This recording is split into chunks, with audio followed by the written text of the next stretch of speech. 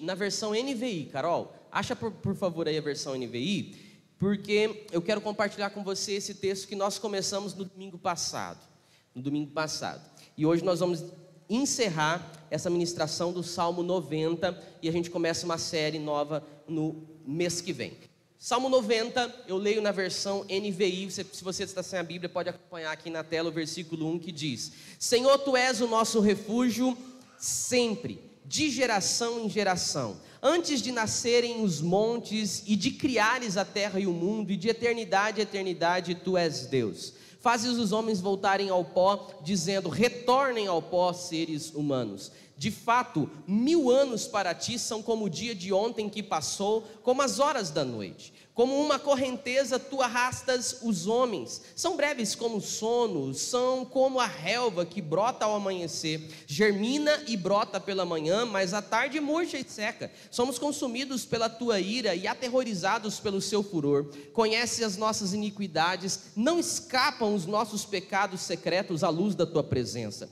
Todos os nossos dias passam debaixo do teu furor, vão-se como um murmúrio. Os anos da nossa vida chegam a 70 ou a 80, para os que têm mais vigor. Entretanto, são anos difíceis e cheios de sofrimento, pois a vida passa depressa e nós voamos. Quem conhece o poder da tua ira? Pois o teu furor é tão grande como o temor que te é devido. Ensina-nos a contar os nossos dias, para que o nosso coração alcance sabedoria. Volta-te, Senhor. Até quando será assim? Tem compaixão dos teus servos, satisfaze-nos pela manhã com o teu amor leal, e todos os nossos dias cantaremos felizes. Dá-nos alegria pelo tempo que nos afligiste, pelos anos em que tanto sofremos. Sejam manifestos os teus feitos aos teus servos, e aos filhos deles o teu esplendor. Esteja sobre nós a bondade do nosso Deus soberano. Consolida para nós a obra das nossas mãos. Consolida a obra das nossas mãos. Feche os seus olhos, abaixa a sua cabeça. Senhor Deus e Pai, nós te agradecemos, ó Deus, por podermos estar aqui, por essa palavra bendita, maravilhosa. Pedimos que o Senhor, ó Deus, fale conosco através da sua palavra. Ministre o teu querer, usa a minha vida, que dos meus lábios saia apenas a tua palavra. Ó Deus, tira todo o cansaço, toda a fadiga, todo incômodo, de maneira que nada no mundo físico ou espiritual ou material nos impeça de ouvir e sermos ministrados pelo Senhor. Fala conosco através da sua palavra, assim como também pedimos que o Senhor fale ao coração das nossas crianças ali no culto infantil, quando serão ministradas a sua palavra, que a sua semente, a semente do evangelho, germine e frutifique no coração das nossas crianças. É a nossa oração, no nome de Jesus. Amém. Amém? As crianças até 7 anos podem ir lá para a salinha, para o culto infantil. Mamãe, papai, fica tranquilo, qualquer coisa eles te gritam aqui, tá bom? Só para a gente se lembrar, o pano de fundo deste salmo é a descoberta do salmista diante da grandeza de Deus. Quando ele está diante de Deus, ele descobre toda a magnitude da presença de Deus e ele declara que ele fica admirado. Senhor, Tu és eterno. Para ti um dia se passa como 1000 anos se passam como um dia. O Senhor é grande, o Senhor é excelso, o Senhor é infinito. E quando vê que o Senhor é grande, eterno, infinito, excelso, majestoso, o salmista se depara também com a sua pequenez, com a sua limitação humana, de modo que, se Deus é eterno, o homem é completamente finito, limitado, pequeno. E aí nós vimos no domingo passado que esse mundo que nós estamos inseridos, nós somos pequenos, e esse mundo que nós estamos usufruindo aqui tem uma duração curta, de modo que o salmista se depara com a vida passageira, uma vida rápida, uma vida que é extremamente breve e momentânea. E se a vida é breve e momentânea, como nós sabemos que ela é, nós precisamos nos dedicar a conhecer e a depender de Deus a cada dia mais. E nós vimos 3 perguntas que são das perguntas sérias da vida. Qual a primeira pergunta? Quem se lembra? Para onde nós vamos? Para onde nós vamos? As crianças já, logo quando nascem ou começam a entender, para onde que o vovô foi quando ele falece? Para onde que fulano foi? Para onde nós vamos? A segunda pergunta importante é: de onde a gente veio? De onde que a gente veio? E a terceira pergunta é: por que nós estamos aqui? De onde nós viemos, para onde nós vamos e por que a gente está aqui?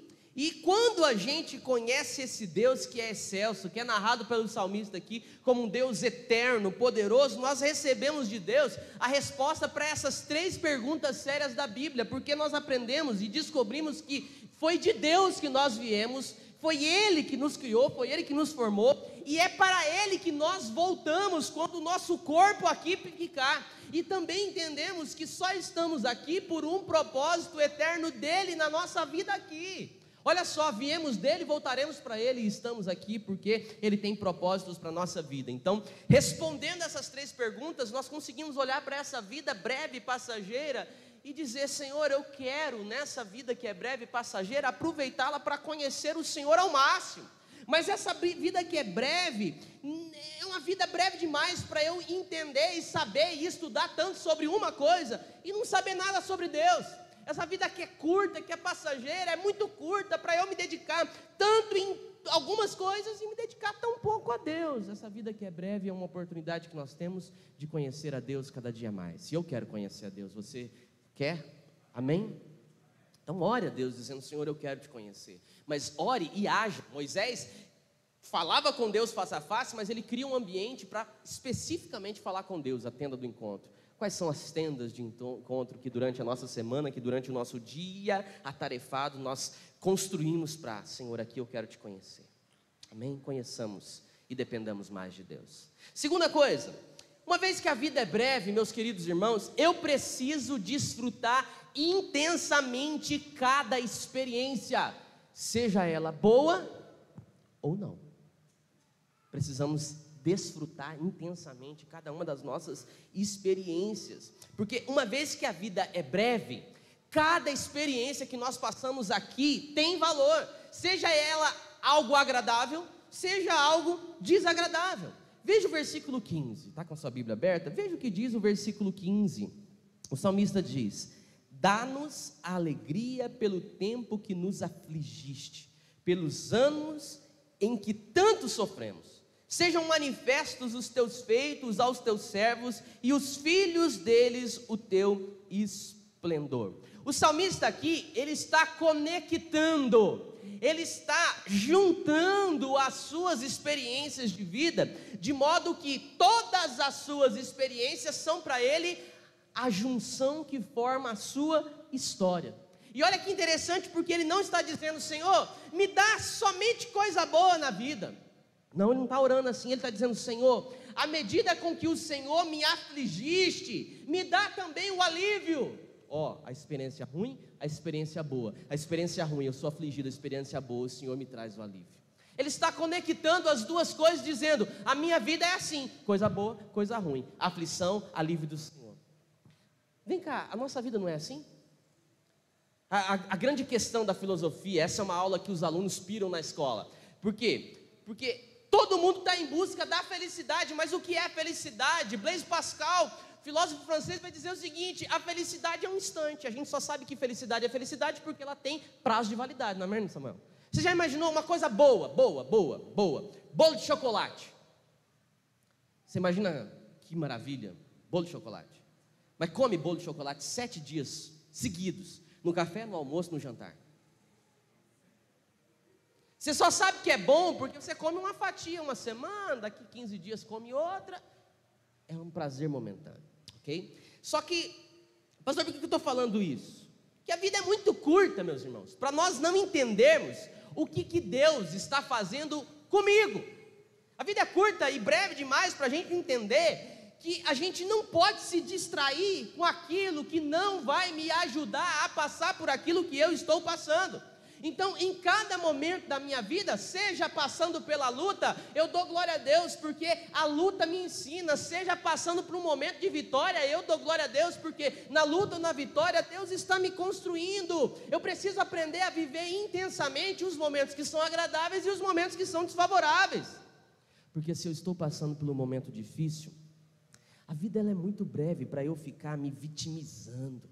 A vida é muito breve para eu ficar murmurando, ficar reclamando, ficar procurando e apontando culpados, para eu ficar acusando fulano, para eu ficar guardando mágoa, para eu alimentar dentro do meu coração, dentro do meu peito, uma vida que é passageira. Eu não posso gastar o tempo que é precioso guardando aquilo que não presta dentro de mim. Eu não posso guardar isso. Mas eu sei, eu reconheço. Está certo que essa vida que é muito breve, embora ela seja breve, sempre dá tempo de algumas pessoas levarem a gente no limite da paciência, é ou não é? É uma vida breve, é uma vida passageira, mas essa vida curta também dá tempo da gente sofrer um bocado. Dá para a gente sofrer um bocado. Dá tempo suficiente para azedar o caldo, que nem dizia meu pai. Azedou o caldo, Rafa. A vida é curta, mas ainda dá tempo da gente se engalfinhar pelo caminho. Isso não acontece só com você ou comigo. Acontece com todos nós. Essa vida é curta, mas dá tempo da gente se decepcionar muitas vezes, de diversas maneiras, com diversas pessoas, e fazermos o mesmo com elas. É uma vida curta, mas ainda dá muito tempo para tristeza. Contudo, preste atenção, essa vida que dá tempo sim para muita amargura, não dá tempo de guardar tudo isso no nosso peito. Se a vida curta reserva para mim ansiedades, medos, traumas e decepções, eu não posso fazer dessa vida curta um acúmulo de tudo isso no meu peito. O que o senhor quer dizer com isso, pastor? Toda tristeza, todo ressentimento, todo desapontamento, toda decepção, todo mal, ele tem que ser na nossa vida algo pontual, localizado. É uma experiência pontual. Porque à medida que eu guardo esse sentimento ruim dentro de mim, ela se transforma numa experiência contínua, que parece que nunca cessa, que parece que nunca acaba, que parece que nunca cede, e aí a gente não tem tempo para isso, aí a gente, nem eu e nem você temos tempo, meus irmãos, para sermos rancorosos. Não dá, a vida é curta demais, vem ficar guardando no peito aquilo que me fere, que me machuca, mas a gente é tolo.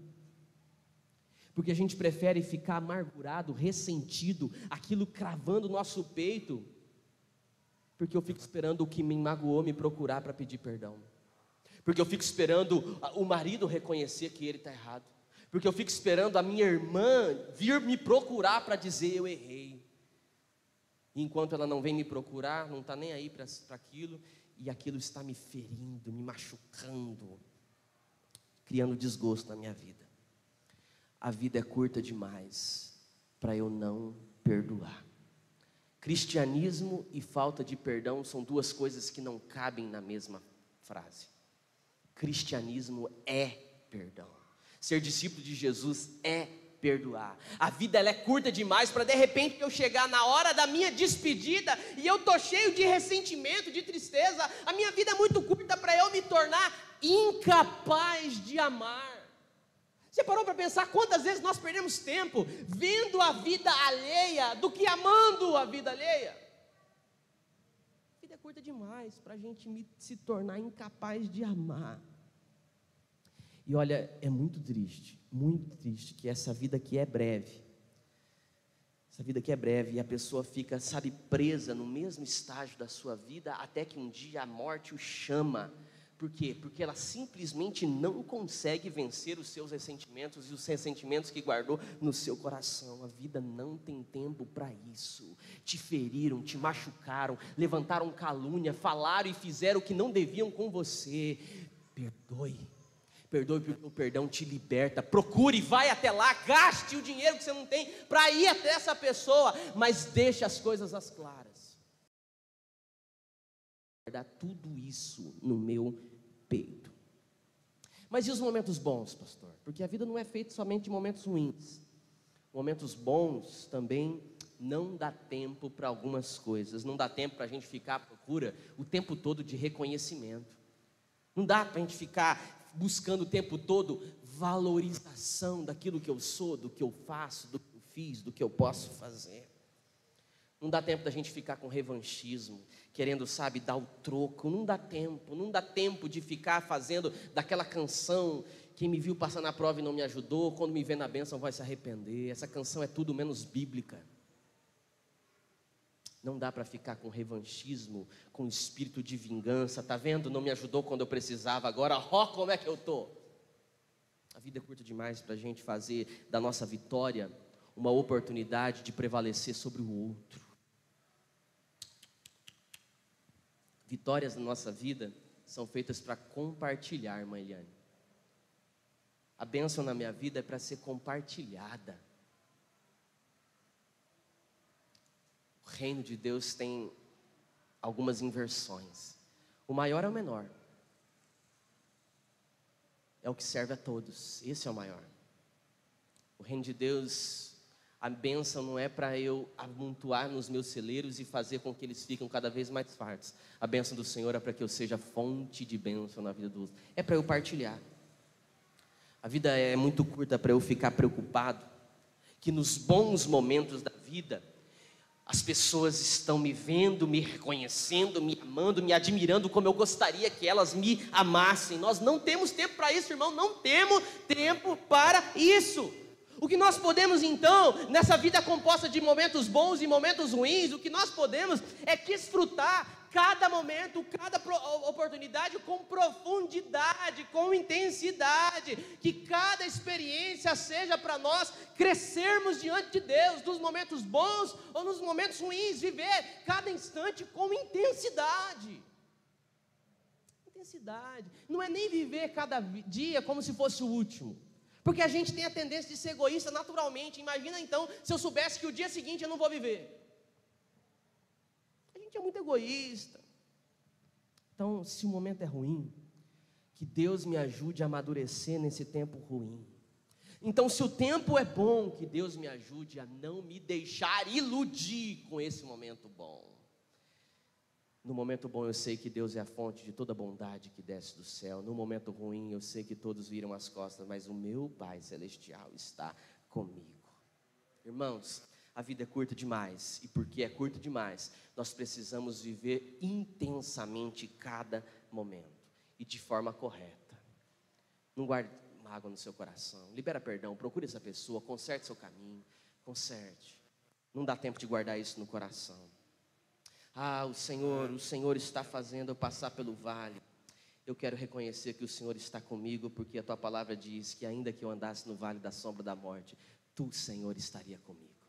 Ah, Senhor, o Senhor está me levando a águas tão tranquilas, estou vivendo um momento ápice da minha vida. Eu quero reconhecer que o Senhor é a fonte que mata toda a minha sede. Viver intensamente. Essa vida que é curta, por último, já que a vida é breve, nós precisamos deixar um legado. Diga comigo, eu preciso. Não, diga com força para você acreditar no que está falando. Eu preciso deixar um legado. Versículo 17, acompanhe comigo.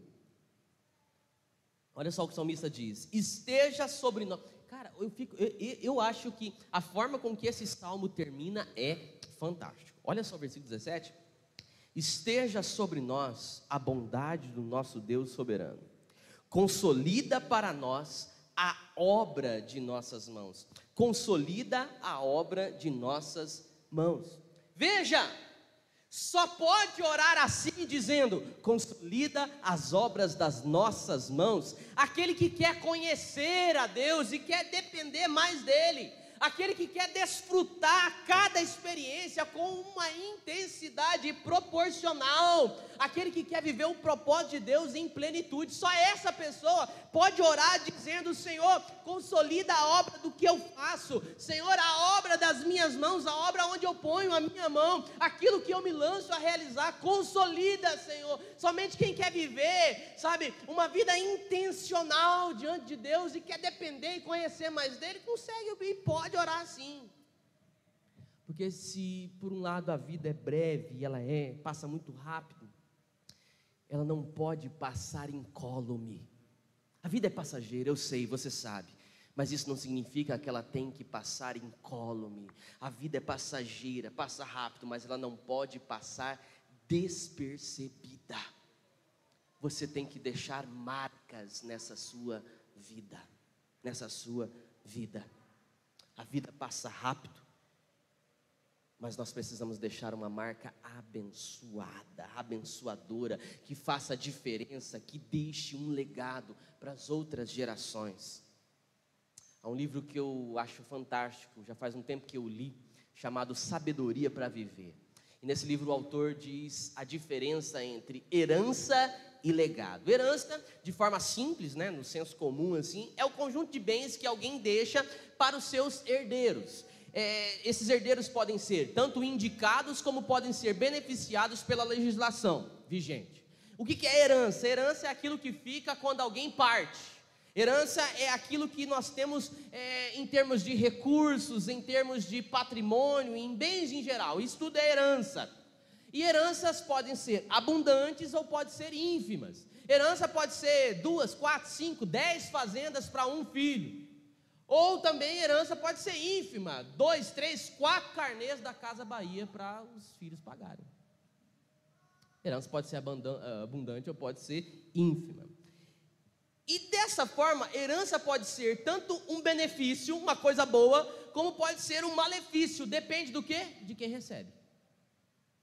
O problema não é nem a herança em si, o problema é quem recebe. Quem recebe torna a herança uma bênção ou torna a herança uma maldição. Eu acompanhei um caso de uma família que o sujeito faleceu de forma trágica, já era um senhor de idade, mas ele faleceu de uma forma trágica, mas ele havia preparado o testamento com alguns anos atrás. E nesse testamento ele deixou 2 fazendas para cada um dos seus filhos. Ele tinha 3 filhos, 2 homens e uma mulher. E ele deixa 2 fazendas, 2 para cada um dos seus filhos. E ele teve o cuidado de dividir isso muito certinho no seu testamento antes de partir.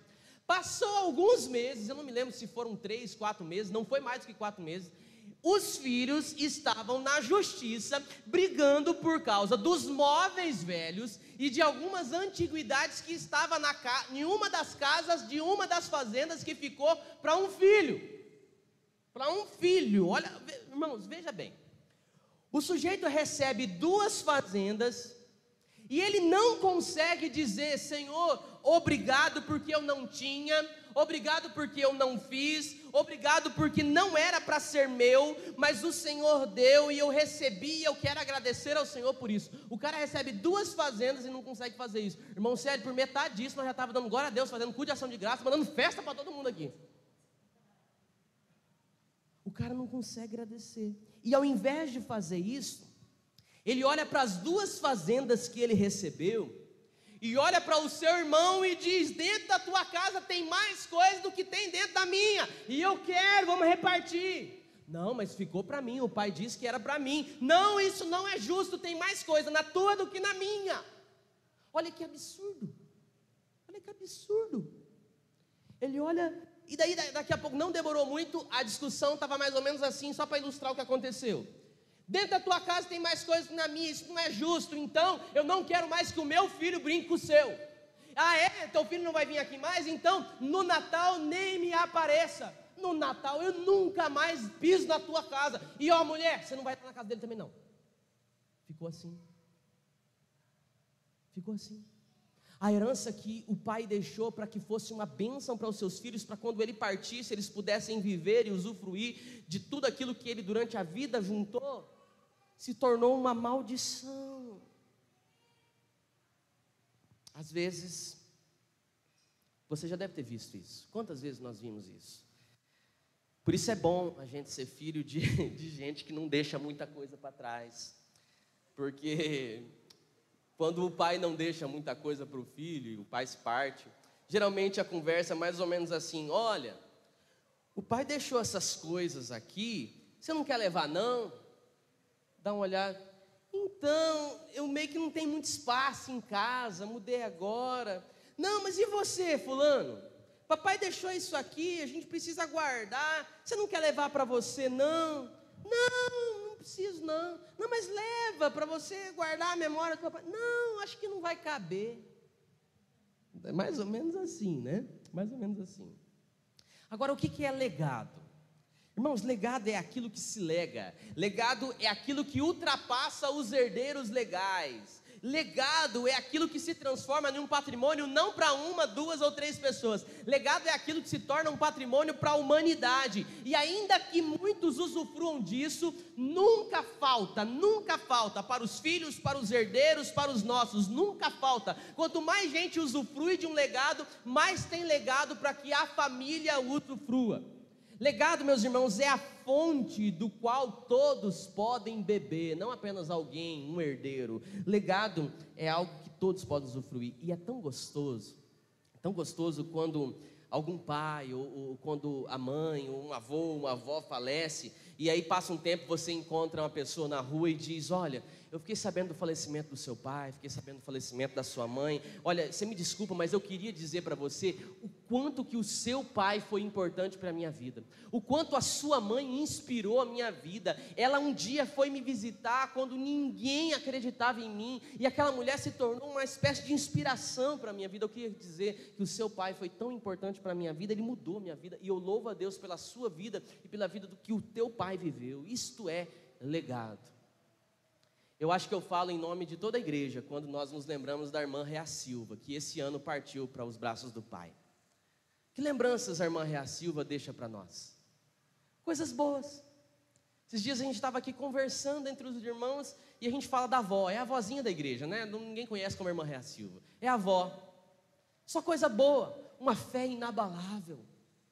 Mesmo com dor, mesmo com os seus problemas de saúde, sempre feliz. Com a balinha para as crianças, faziam fila aqui nas cadeiras para pegar a balinha da avó. Isso é legado. A gente fala com o coração aberto, a gente enche a boca para falar. Ela era nossa avó, era aqui da igreja presbiteriana renovada, a mulher com caráter ilibado, a mulher de fé. Isto é legado. Nunca me esqueço da vida do irmão Nadir Rangel, regente de coral na nossa igreja lá em Campina da Lagoa, no Paraná, durante mais de 30 anos. Seu Nadir Rangel, quando eu era apenas um jovem aprendiz no escritório de contabilidade, foi lá com as partituras do coral, diante do meu patrão, eu atrás do computador, ouvindo a conversa. Ele chega e diz: seu Darcy, será que o senhor pode tirar uma cópia disso para mim? Seu Darcy diz: claro, seu Nadir, agora. Tira a cópia e diz: está aqui, seu Nadir. E ele fala, abre a carteira e diz: quanto que é? Tirando uma nota de R$50. Ele diz: não, seu Nadir, é uma ofensa eu querer cobrar isso para o senhor. Não, por favor, eu quero pagar pelo seu serviço, seu Nadir. Eu prefiro que o senhor meu patrão me disse, nem crente era, ele disse: eu prefiro que o senhor me dê um tapa na minha cara do que queira pagar por um serviço que eu faço a você. Tudo que o senhor pedir para mim, eu farei e deixarei as minhas coisas para servir o Senhor, porque pessoas como o Senhor não existem. Eu nunca esqueci disso. E aí eu fui crescendo, fui conhecendo o irmão Nadir, um homem de um caráter ilibado, servo do Senhor. Vivia a mais de 15 quilômetros da cidade, numa estrada de chão terrível. Mas o ensaio do coral era sábado às 19 horas. Ele saía sábado às 3 horas da tarde, porque ele não queria chegar 1 minuto atrasado. Chegava e ficava na frente da igreja esperando dar às 19 horas para a hora do ensaio. E se começasse a chover de manhã, ou se na sexta-feira começava a apontar para a chuva, ele saía um dia antes, ficava na casa de algum irmão, para que no sábado tivesse lá pronto para dar ensaio para o pessoal. Me lembro que quando eu estava no 3º ano do seminário, eu e meu pastor fomos visitá-lo no sítio. 3 horas da tarde, o sol escaldante, um senhor de quase 80 anos, sem camisa, corpo todo queimado do sol, suando, abrindo buraco para fazer cerca. Quando ele viu o Del Rey da igreja aparecendo lá longe, ele desce correndo de cima de onde ele estava, num toco lá, e vai correndo. Quando a gente chega na casa, ele já tinha pedido para a Dona Maria preparar o café e ferver o leite para nos receber. O Monadir, junto com o presbítero Juvenal e tantos outros, são aqueles anônimos que a gente tem prazer de falar. Você não tem medo de falar e aparecer alguém no meio da plateia para dizer: opa, mas ele não era isso tudo, não. Isso é legado. É um legado que abençoou gerações e que continua abençoando. E o fato de abençoar a outros não tira o fato de os seus mais próximos perderem essa bênção. Irmãos, no final das contas, o que vale não é aquilo que você acumulou ao longo da sua vida. O que vale não é aquilo que você deixou para os seus herdeiros legais. O mais importante da nossa história o mais importante é aquilo que nós escrevemos na nossa vida que inspirou a outros, inclusive os seus filhos, inclusive os mais perto. É isso que significa o que o salmista diz no versículo 17: consolida as obras das nossas mãos, consolida, Senhor, as obras das nossas mãos. Não é, Senhor, abençoa para que eu consiga comprar minha casa, embora o Senhor abençoe para que nós consigamos comprar a nossa casa. Não é dizer, Senhor, me ajuda para que eu consiga esse mês vender mais, embora o Senhor nos abençoe para que esse mês a gente venda mais. Não, mas é, Senhor, eu quero que a minha vida seja útil, Senhor, eu quero que a minha vida seja um modo com que outras pessoas olhem para mim e se inspirem, que aprenda do Senhor através da minha vida. Senhor, consolida as obras da minha mão. Eu quero ser útil nas suas mãos. Eu quero que outras pessoas te conheçam através da minha vida. Isso significa consolida as obras da minha mão. É o que Hebreus no capítulo 11 diz. Eu acho lindo esse texto. Hebreus capítulo 11 diz: pela fé Abel deu testemunho de fidelidade a Deus, e mesmo depois de morto, razão pela qual da terra o seu sangue ainda clamava. Hebreus está dizendo: Abel morreu, assassinado pelo seu irmão, mas o seu sangue, a lembrança, a memória do seu sacrifício ainda clamava no seu túmulo. Legado é gente que morre, mas não morre. Você está entendendo? Amém ou não amém? Isto é legado. Quem deixa legado nunca morre, porque a lembrança fica fixa na memória. Ele continua falando conosco através da sua história que ele escreveu na sua vida. Consolida, pois, Senhor, as obras das nossas mãos. Se a vida é breve, já estou acabando. Se a vida é breve, ela é breve demais para a gente deixar com que ela perca o sentido. Ela é breve demais para eu deixar, no final das contas, eu deixar esse tempo passar sem marcar a vida de alguém. Não dá para perder tempo com isso. A vida é breve demais para quando chegar no final da minha vida eu chegar à conclusão que a gente lutou simplesmente pela lenharia de um mundo egocêntrico, de um mundo narcisista, de um mundo completamente egoísta, sem nenhuma solidariedade, que dá com a mão e que toma com a outra, um mundo sem nenhum amor. A vida é curta demais para a gente colher apenas aquilo que a gente produz para abastecer o nosso celeiro. A vida é curta demais para juntar os nossos celeiros e dizer: eu estou rico e abastado, de nada tenho falta, e ouvir uma voz no céu que diz: louco, essa noite te pedirão a sua alma. O que você tem, para quem vai ficar? Irmãos, em nome de Jesus, chega de perder tempo. Você e eu podemos ser uma bênção para esta geração. E isso acontecerá quando nós deixarmos de apontar o dedo dizendo: é fulano que tem que dar jeito nisso, eu o coloquei, eu acreditei, fulano vai dar um jeito nisso. Não, não é fulano, é Beltrano. Fulano é capacitado, Beltrano tem tudo para fazer. A nossa vida tem sentido quando eu bato no peito e diz: vou fazer valer a pena. Senhor, consolida as obras das minhas mãos. O Senhor sabe o que está queimando aqui. Pode ser que o Senhor me abençoe e eu deixe casa, carro, fazenda para o meu filho, mas isso pouco importa, porque eu quero mesmo é deixar um legado. Eu quero que a minha vida inspire o meu filho, a minha igreja, os meus colegas de trabalho, os meus funcionários. Eu quero que a minha vida sirva de inspiração para aqueles que daqui 30 anos viverão aqui onde hoje eu vivo. Eu quero que o Senhor escreva através da minha história marcas significativas na nossa cidade. Eu quero que daqui a 40 anos, Primavera do Leste seja parte do que eu fui aqui. Mas para isso eu preciso fazer essa vida valer a pena. Porque quando eu faço dessa vida uma vida que não presta, ninguém quer repetir. Se eu quero que a minha vida gere marcas positivas aonde eu estiver hoje, e isso se reflita quando eu daqui partir, eu preciso fazer de cada instante um instante importante. E a gente passa por tanta dificuldade sobre essa questão da intencionalidade. Deixa eu só ilustrar um exemplo que eu vi há pouco tempo atrás. Uma pizzaria esperando a pizza. De repente ali tem na mesa algumas jovens. Cada uma com o celular na mão. E eu sou muito observador quando quero. e eu percebi que nenhuma palavra saía da boca delas. Mas de repente, uma delas se levanta, pede para o garçom filmar, porque ela queria fazer algumas poses. E ela está tirando foto, e as amigas lá no celular, e tirando foto. E de repente, as outras se levantam, junta com a amiga que está tirando foto, e vão gravar vídeos. Vão gravar vídeos, vão gravar vídeos, vão gravar vídeos. E daqui a pouco, a pizza chega. E daí as três vão para a mesa, comem a pizza e continuam sem olhar uma nos olhos das outras. E eu fiquei pensando, certamente essas fotos amanhã renderão muitas curtidas no feed no Instagram. E elas estão aqui aproveitando muito mais esse tempo para os seus seguidores, que muitas vezes eles nem os conhecem, nem sabem, só conhecem aquilo que do virtual eu permito que conheçam, do que de repente aproveitar 15, 20, 30 minutos, uma hora que seja, com amigas de verdade que estão ali. Quantos dos nossos seguidores nas redes sociais serão marcados por uma dancinha que a gente faz, uma foto que a gente posta? Estou falando que isso é errado, não. Isso se torna errado quando eu deixo de aproveitar a minha vida com gente do meu lado, com meu irmão que está do meu lado, para me importar mais com o outro que eu nunca nem vi, que o dele receba apenas um coraçãozinho na rede social. Você está entendendo? Porque a vida passa para mim assim como passa para você. E essa vida que é passageira, ela é rápida demais para eu perder tempo. Sem deixar um legado.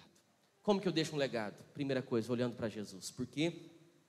Porque tudo que nós vimos até aqui encontra plenitude em Jesus. Jesus teve a sua vida breve aqui. A vida de Jesus foi breve aqui, mas ele sabia que veio de Deus e que voltaria para Deus. E João no capítulo 13 faz essa afirmação. Diz, ele sabendo que tinha vindo de Deus e voltava para Deus, amou os seus discípulos que estavam no mundo e amou-os até o fim. Jesus sabia quem ele era, para onde ele ia, de quem ele veio, mas mesmo sabendo disso, ele amou os seus discípulos até o fim. E Jesus nos incentivou o tempo todo a conhecermos a Deus. Ele diz que a vida eterna é essa, que te conheçam a ti, o único Deus verdadeiro, e a Jesus Cristo, a quem o enviaste. João capítulo 17. Jesus deve ser sempre a busca da nossa vida, conhecer Jesus. Jesus nos ensinou que viver intensamente cada experiência de vida deve ser vivido, seja ela num momento bom ou num momento ruim. Jesus, quando a multidão o apertava, ele não deixou de instruí-los, e ensiná-los, e curá-los, e atendê-los nem um minuto. Jesus foi assim. Jesus, ele foi o mesmo quando as pessoas queriam que ele fosse rei, quando ovacionaram entrando em Jerusalém, jogando louros e grinaldas. Mas Jesus continuou sendo o mesmo quando as pessoas gritaram, crucifica-o, crucifica-o. Esta é a vida de alguém intencional, que não muda diante do público. Esse é o nosso Jesus. Por que ele fazia isso? Porque ele sabia quem ele era e ele sabia a quem ele estava servindo. Muitas vezes somos uma geração que não sabe por que estamos aqui, quem nós somos e para onde nós vamos. E como viver uma vida intencional se nós não sabemos nem o porquê de tudo isso. Jesus deixou um legado que para nós é impossível de ser superado. Viveu segundo a tradição judaica 33 anos. E em 33 anos ele deixa um legado que abençoou gerações e que chega a nós hoje e que continuará abençoando todos quanto ainda venham a conhecê-lo e que vejam a glória do seu reino um dia. Continuará abençoando. É para ele, irmãos, para Jesus que nós precisamos olhar. É para ele que nós precisamos servir.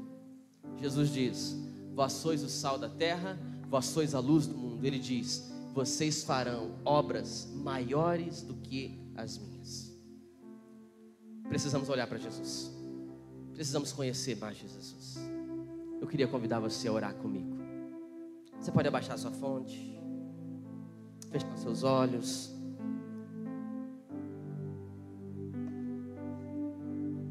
Eu quero orar com você. Feche os seus olhos. Eu quero orar com você, mas eu quero orar com você que nessa noite diz: Jesus, ensina-me a contar os meus dias, de maneira que eu alcance um coração sábio. Eu quero orar com você que diz: Senhor, eu já fui impactado pela Tua grandeza. Senhor, eu reconheço a Tua infinitude. Eu fui impactado pela verdade também da minha pequenez. Eu sei que de eternidade a eternidade, Tu, Senhor, é Deus. E também eu sei que a minha vida nesse mundo é curta.